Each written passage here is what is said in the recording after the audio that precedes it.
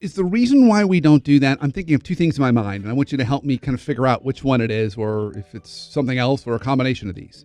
Is it because we're just not putting forth the effort because it requires a lot of work to do that? Or is it because we're afraid we're going to hurt the person's feelings, have an uncomfortable conversation, so we avoid that? Yes. Okay. Well, I thought you might perhaps say that. Brandon, yeah, you pretty much nailed it. There's those are, I would say, the two primary reasons. Is I want to avoid conflict, but see, here we go again. The fact that I am not willing to accept or face conflict means I'm not very good as a coach. So why am I in that role, right? Right. But yes, that's a reason. And the other being, it is harder work. It is, and it's change, it's evolution. I've never done that. That's not been part of who I am or what I do. Right. Well, you're asking your people to grow and develop. Now, how about you as a leader do the same thing, right? It's time for you to evolve. But yeah, to do that well, quarterly, it's work. But being a great coach or a great leader is work. So yes, it is additional work. And yes, they should do it because that single activity has the strongest correlation to discretionary effort. I just looked over to my right and Emily held up, she wrote really big. She said, what are some of the things that a coach or leader should be saying in their one-on-ones?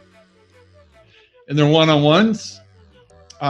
First of all, this is going to sound to someone like you so obvious, but the great leaders and coaches always start each one-on-one off with personal updates. Oh, great. They're creating, and the reason you do that is you are creating trust-based relationships, which are foundational to growth and performance. That is the bottom of the pyramid. You have to do that. So believe it or not, a lot of people look at that and go, oh, well, gee, duh, you have to tell us to do this. I know to do that. But you'd be surprised at the number of people go, really? I have to do that? With every one-on-one, I should be doing that? Yeah, you should. Yeah. So there are components to further relationships. So personal updates are used as an example of that. Of course, things like progress to goal. But it's more than anything, it's as a coach or a leader, you don't be asking questions you can find otherwise. So if I can find data on you through a CRM, for example, I'm not going to ask you the questions that I can see right here in front of me.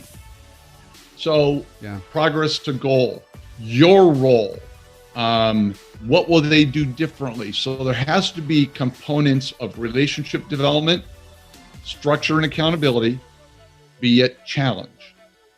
What are we going to do differently? How are we going to grow?